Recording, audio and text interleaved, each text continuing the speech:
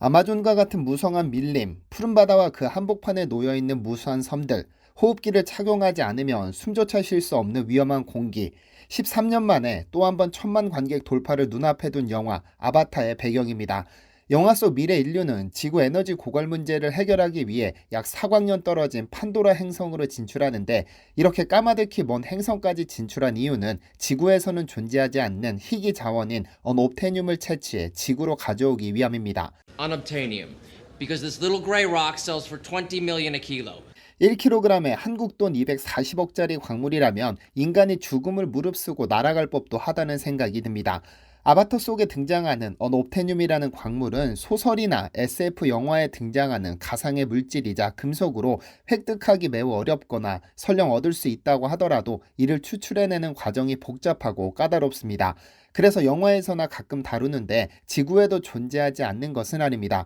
대표적으로 티타늄, 우라늄, 지르코늄 등이 있죠. 그런데 강원도 태백에는 현실판 언옵테늄의 대표주자인 티타늄이 무려 8,500만 톤, 돈으로 환산하면 약 1,200조 원에 가까운 양이 매장된 것으로 보입니다. 한국지질자원연구원이 3년간의 탐사 끝에 태백, 삼척, 경북 봉화 일대에서 어마어마한 광맥을 찾아냈는데, 내년까지 100여 곳에서 본격적인 시추 작업이 시작될 예정이라고 하는데요.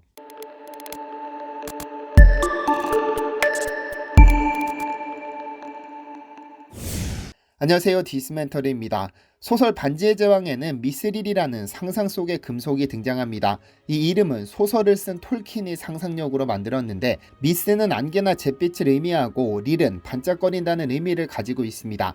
그런데 이 상상 속의 광물이 각종 판타지 소설이나 게임 등에서 중간계 최고의 강물로 자리매김하게 됐는데, 새털처럼 가볍고 강철보다 강도가 뛰어난 금속으로 모든 종족이 탐내는 광물입니다.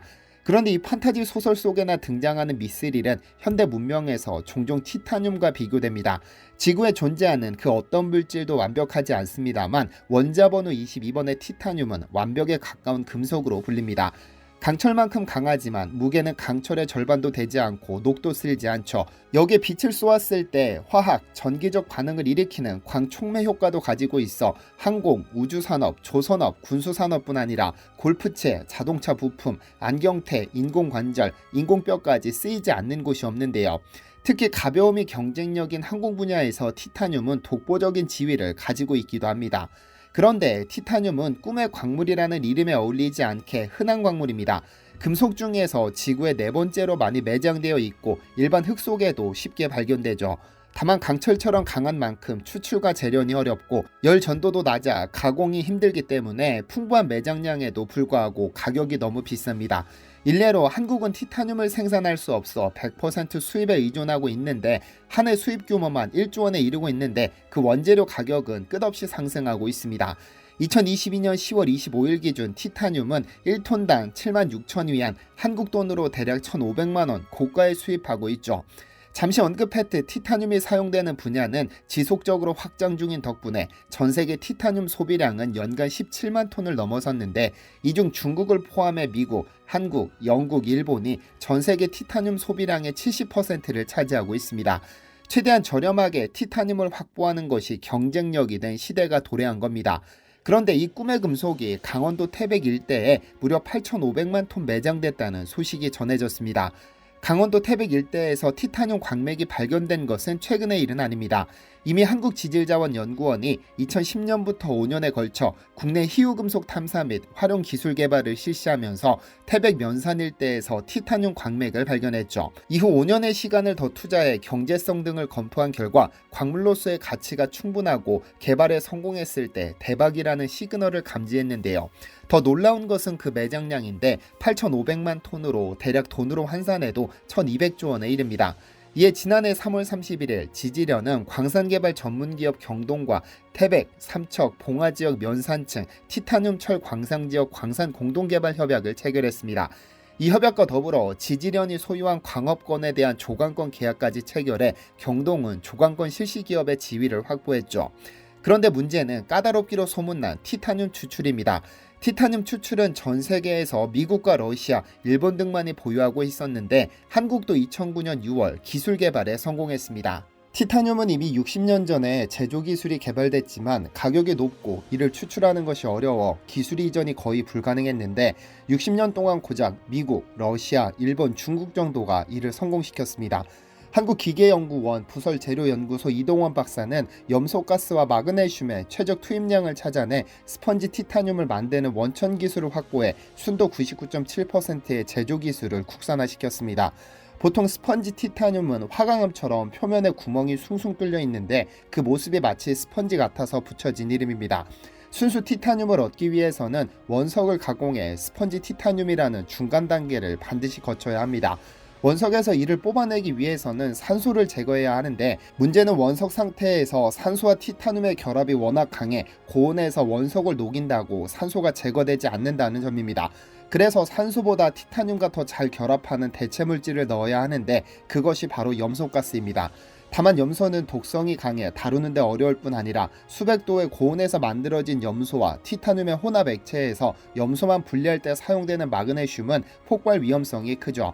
그래서 염소가스와 마그네슘을 안전하게 다루는 것이 스펀지 티타늄 제조의 관건인데 이동원 박사가 최적의 투입량을 찾아 세계 5번째로 스펀지 티타늄 제조 기술을 국산화시켰습니다. 그리고 이 기술을 옥산 IMT라는 기업에 이전했습니다. 다만 2011년 국내 최초로 1톤 상당의 스펀지 티타늄 시제품을 제조한 후 관련 소식이 전해지지 않아 아쉬움이 남습니다. 한편 한국에서 티타늄 광맥이 발견된 것은 이번이 처음은 아닙니다. 지난 1996년에는 경남 하동에서 약 20억 톤으로 추정되는 티타늄 광맥이 확인됐었죠. 당시 충남대학교 지질학과 김원사, 정지공 교수팀은 1986년부터 경남 하동군에서 지질 및 광물 조사를 한 결과 추정 매장량 20억 톤에 이르는 세계 최대 규모 티타늄 광채를 발견했습니다. 지하 200m까지 시추조사를 실시한 후 발표한 결과인데 이 규모는 캐나다 1억 8천만 톤, 노르웨이 1억 5천만 톤 등 당시까지 확인된 전 세계 매장량의 3배가 넘는 엄청난 규모였습니다. 다만 당시 통상산업부는 경남 하동 일대는 한국자원연구소가 지하 1600m까지 시추공 3개를 뚫어 조사한 결과 추정 매장량이 860만 톤에 불과하고 티타늄 함량이 4.04%에 그쳐 경제성이 떨어지는 것으로 평가됐다며 추가 시추나 개발이 없었던 것으로 보입니다. 만약 30년 전에 추진됐다면 현재 이와 관련하여 엄청난 연구개발이 이루어졌을 것이고 아마 지금처럼 전량 수입에 의존하지는 않았을 테니까요. 하지만 태백에서 발견된 티타늄은 다릅니다. 이미 2018년부터 한국지질자원연구원이 3년 동안 예비 탐사를 벌여 태백 일대에서 2억 2천만 톤 규모의 티타늄 광맥을 확인한 바 있고 2022년 10월부터 시추 작업을 시작했습니다. 그리고 올해 10곳과 내년 90곳까지 총 100여 곳에서 국비 30억 원을 지원받아 본격적인 시추 작업이 시작되는데요. 2025년 하반기 광산 개발을 하는 것이 최종 목표인데 만약 광산으로 개발되어 티타늄을 추출하기 시작한다면 약 20조 원 규모의 전 세계 티타늄 시장에서 한국이 큰 파이를 가져오게 될 겁니다. 정부 역시 티타늄과 관련하여 본격적으로 연구개발을 시작할 것으로 보이는데요. 2023년도 예산안에 관련 예산 30억 원을 요청한 것은 물론 산자부는 2025년 실제로 광산 개발이 이루어질 것에 대비해 탐사, 선광, 재련 기술에 대한 연구개발도 시작됩니다. 물론 100% 수입에 의존하는 희우금속의 국산화라는 말이 조금은 앞선 꿈일 수 있습니다. 다만 그간 자원 빈국으로만 알았던 한국 땅에 전 세계 전체 매장량의 3배 이상의 티타늄이 매장됐다는 조사 결과가 있었고 태백의 경우는 조강권자까지 지정해 100여 곳에서 시추가 시작된다는 것은 분명 의미 있는 행보입니다. 현재 태백시는 강한 기대감에 부풀어 올랐습니다. 석탄 산업이 저물기 직전까지 태백시 인구는 12만 명이 넘었지만 이제 4만 명 아래로 떨어져 지역 경제가 상당히 어려운 것이 사실입니다. 티타늄 광산 개발로 저물었던 태백시 경제가 다시 살아나고 현재 지역 특성에 맞게 조성 중인 광물자원 특화 산업단지까지 완성된다면 1980년대의 영광을 다시 찾을 수 있을지도 모릅니다. 전국 도시 곳곳이 활성화되고 지역 경제가 살아나야 모두가 잘 사는 대한민국이 되지 않을까요? 시청해주셔서 감사합니다. 디시멘터리에서는 여러분의 제보를 기다립니다. 제 채널에서 다뤘으면 좋겠는 뉴스 또는 널리 알려졌으면 하는 영상은 디시멘터리 네이버.com으로 보내주시면 소중히 제작하겠습니다. 시청해주셔서 감사합니다.